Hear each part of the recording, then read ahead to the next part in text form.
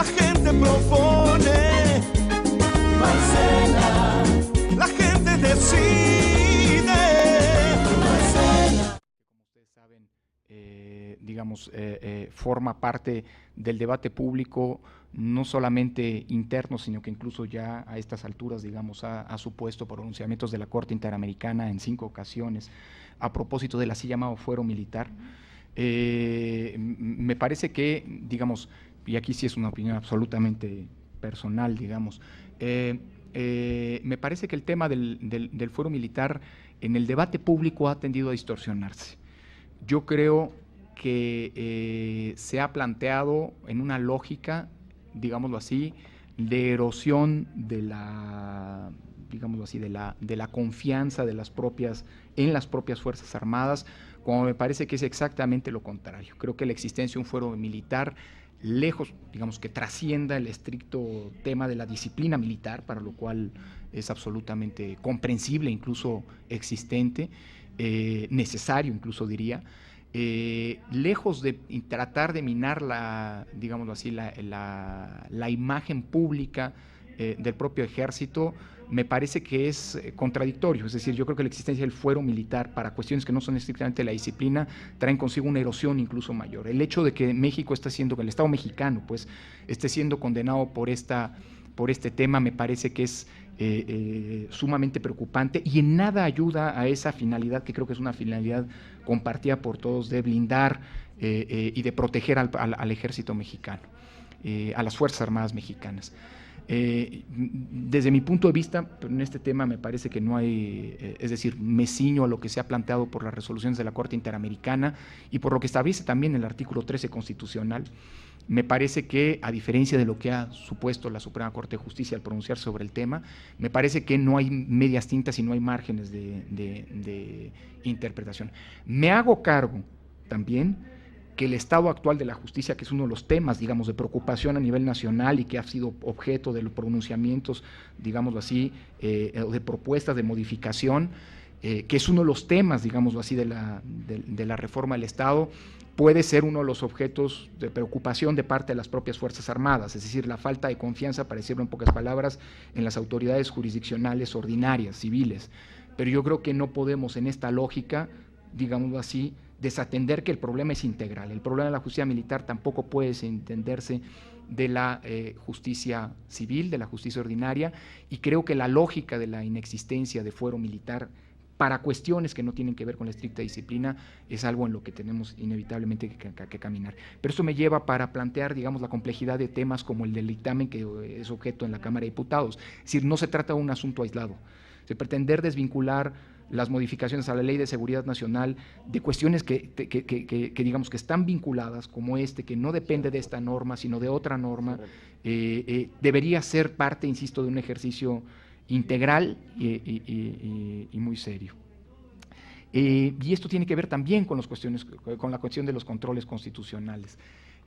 Me parece que, incluso, mi punto es aceptando una gradualidad, digámoslo así, entre la situación de normalidad y la situación de excepcionalidad dentro del marco de una democracia constitucional, me parece que no hay ninguna de estos ámbitos, ni la situación de mayor normalidad, ni la situación de excepcionalidad extrema, suspensión de derechos fundamentales, en la que los controles no estén presentes. Y conforme nos acercamos a la situación extrema, la lógica supone que los controles deben ser mayores, a la par de las atribuciones legítimas, incrementadas para enfrentar una circunstancia de gravedad. Me parece que los controles también tienen que incrementarse. Y desde ese punto de vista, me parece que el extremo, que el punto de referencia extremo es el que tiene que ver con la reforma, insisto, recién aprobada en materia de derechos humanos. El hecho de que la Corte Constitucional, por ejemplo, de que la Suprema Corte de Justicia, pues, tenga facultades de oficio para revisar, la constitucionalidad de los actos del Ejecutivo en aquella circunstancia, podría de alguna manera ser un referente para, la actuación en este estado intermedio, que en todo caso, repito, hay que definir y no dejar en la ambigüedad de lo que se plantea en la exposición de motivos a propósito de los tiempos de guerra y los tiempos de paz, a propósito del ejercicio de facultades adicionales. Y los controles, pues tampoco se trata de descubrir el hilo negro, ni lo voy a hacer aquí. Es decir, los controles son controles interinstitucionales. Me parece que el Congreso, más allá de la figura, me parece que no queda claro al final del día en la minuta cuál es la función, es decir, cuáles son las consecuencias más allá del informe que se tenga que hacer a la comisión bicameral. Me parece que una comisión de 3 diputados y 3 senadores, digámoslo así, tampoco puede sustituirse del órgano legislativo en su conjunto. Me hago cargo también de lo que estoy diciendo, que esto implica que una circunstancia de afectación a la seguridad interior implica una, digamos, coparticipación de los poderes del Estado, pero no solo del Ejecutivo, del Poder Legislativo. Pero esto precisamente me parece que es inevitable en la lógica precisamente de los controles recíprocos de los propios poderes. Y por lo que hace a la Comisión Nacional, yo creo que pues deberíamos explorar algunas facultades de revisión, de control y sobre todo de consecuencias de, permítame decirlo así, creo que que es un tema que trasciende el de la seguridad interior, que es un tema, o el de la seguridad nacional con la modalidad de seguridad interior en específico, que es un tema, digamos, también de la reforma del Estado, pero es el que tiene que ver con digamos, el ejercicio de responsabilidades que debe caracterizar a todo Estado democrático. Si, ¿cuáles son las consecuencias eventualmente de algún tipo de abuso? No estoy diciendo que se cometa, pero que eventualmente puede cometerse en un contexto de declaratoria de afectación a la seguridad interior. No queda claro. O sea, no queda claro cuáles son las consecuencias políticas. Estamos dándole atribuciones que no digo que estén mal, al contrario, es decir, que entiendo que frente a una situación de gravedad como la que tenemos hay que fortalecer las facultades en términos de seguridad pública en manos, en este caso, del Ejecutivo, pero a la par deberían encontrarse también mecanismos de control para evitar algún tipo de abuso en ese. No estoy diciendo que el Ejecutivo tenga o vaya a incurrir en abusos, pero la potencial, es la lógica en la que se construye el Estado constitucional. Gracias, doctor Córdoba. Vamos a escuchar ahora si tiene alguna pregunta el diputado del PRD, ¿sí? El diputado Luciano Cornejo Barrera. Doctor, le agradecemos mucho el contexto en el que nos ha planteado sus puntos de vista con respecto a la seguridad nacional, nuestro reconocimiento. Y por otro lado, desde el punto de vista del marco de la división de poderes, nos corresponde al legislativo efectivamente el de aprobar o adecuar o el de reglamentar la vida jurídica en el país, y al Ejecutivo le corresponden las políticas públicas para poder definir en el marco del derecho. Sin duda que el asunto de la seguridad nacional tiene mucho que ver en el contexto de las políticas públicas desde nuestro punto de vista. Es un asunto muy integral. Aún sin embargo, nos vamos a acatar específicamente al marco jurídico y desde luego que en este caso nosotros compartimos plenamente lo vertido por usted aquí en su exposición y desde luego que nos quedan claro varias cosas. En principio, desde su punto de vista, ¿cuál sería la definición de lo que es seguridad pública y lo que es la seguridad nacional, que es un asunto que sin duda está en el ánimo de la ciudadanía en el país? Y por otro lado, aunque si habláramos de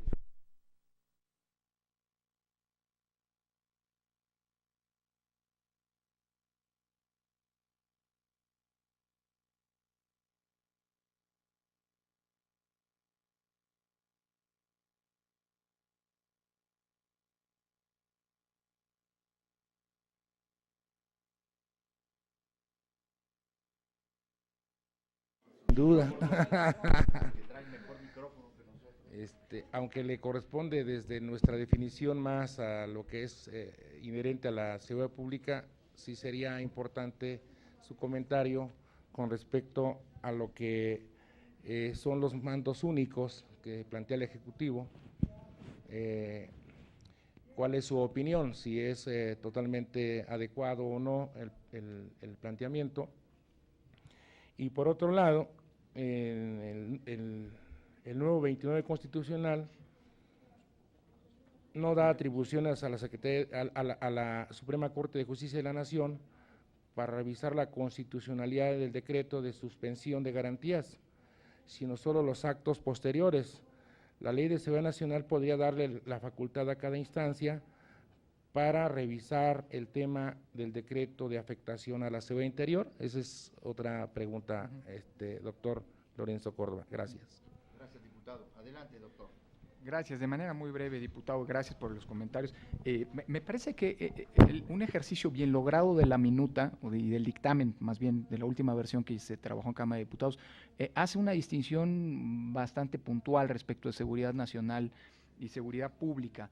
Creo que es pertinente la aclaración que se hace.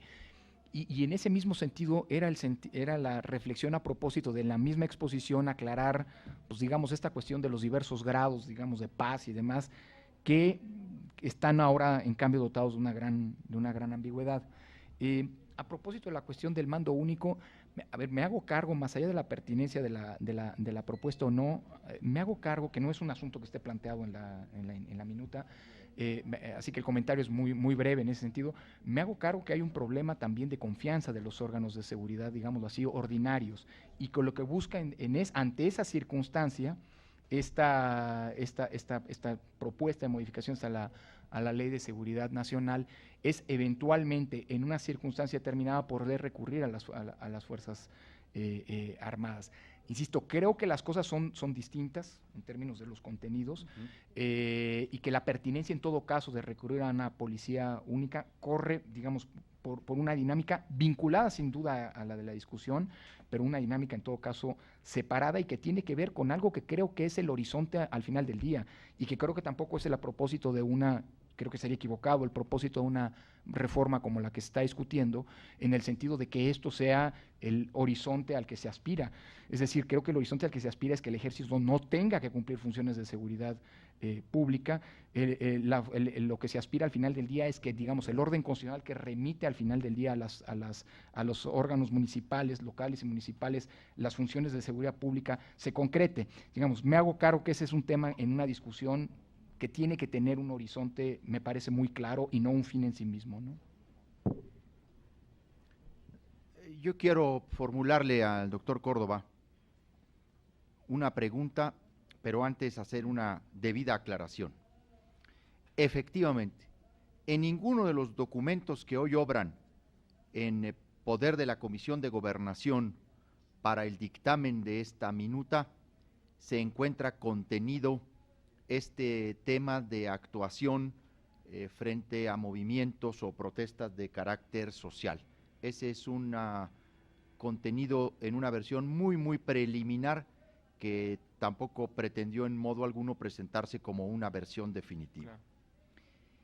Viniendo de un constitucionalista, la afirmación de que esta reforma no tendría asidero constitucional o sería muy frágil, yo sí debo preguntarle al doctor Córdoba, ¿cómo entonces interpretar en el 89 constitucional que se le otorga al presidente de la República facultades y obligaciones, entre otras, fracción sexta, preservar la seguridad nacional en los términos de la ley respectiva y disponer de la totalidad de la Fuerza Armada Permanente, a saber, Ejército, Marina, etcétera, para la seguridad interior y para la seguridad exterior?